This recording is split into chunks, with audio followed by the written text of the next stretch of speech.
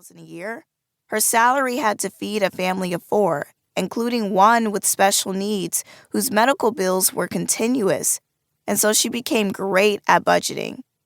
My mother managed to save half of what she made so that we had enough to travel and could afford the occasional splurge on extras such as Xboxes. I was the kind of kid who paid close attention to what the adults did with their money. I had some good examples in my grandparents who were entrepreneurs. My grandfather owned his own trucking company, and my grandmother is a realtor. And then there was my aunt. She lived such a fabulous life. Designer clothes, cars, handbags, and a beautiful home. Looking back, I realized that just because you appear to have things doesn't mean you aren't struggling. In suburban Georgia, where I grew up, it wasn't uncommon for athletic young men to get recruited by top colleges. They were on the path to enviable multi-million-dollar sports contracts. I used to wish that I was a boy, as ridiculous as that sounds, so that I could have the accessibility to making a lot of money. I didn't know how or when, but I never doubted that one day I would be wealthy. My brother was diagnosed early with cerebral palsy and ectodermal dysplasia. He's always been very nonchalant about his disability, very matter-of-fact. Diesel has this larger-than-life personality, and he just doesn't really let too many things bring him down. He's the most vocal person I know. His head is held high. He's optimistic. Growing up, I don't think I understood where he got his strength. But in my early 20s, I was able to surrender and to see the world through my brother's optimistic lens.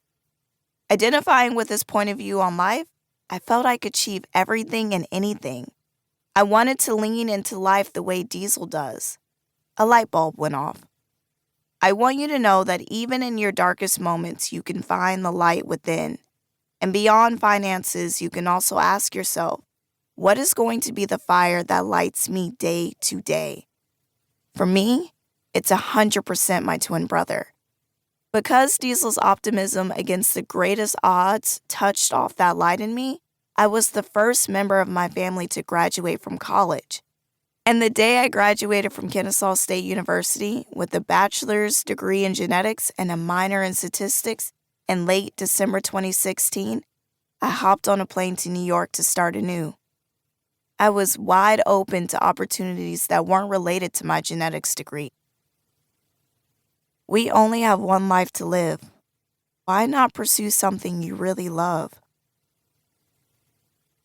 My first decision was to live with my grandparents in New Jersey. Being completely honest with you now, at the time I thought it was definitely not sexy to be an adult living with grandparents or parents.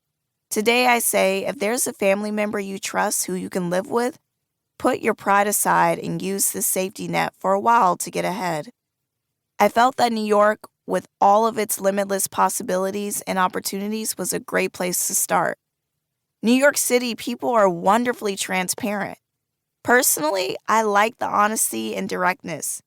You don't have to question what people are thinking. I would tell recruiters that I wanted to make six figures, and they would say I was overly ambitious, that earning six figures was unlikely just starting out. But it wasn't unattainable. I learned later it wasn't ambitious enough.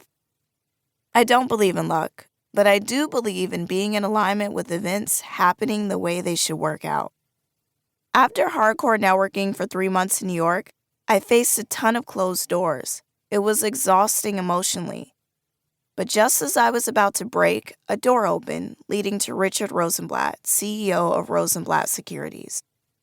I truly do believe that everything that happens, whether it's good or bad, happens exactly when we need it.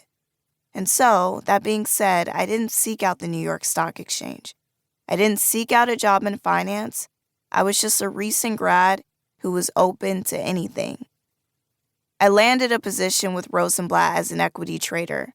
I loved the job, but to keep it, I had to pass the Series 19 exam, an in-house New York Stock Exchange exam that is notoriously brutal. This test was no joke. It was well known that out of 5 people taking the test, 4 would fail. I mean, all I did for a month was just study for this exam. I needed to prove to myself that I could do it. My mother had very transparent conversations.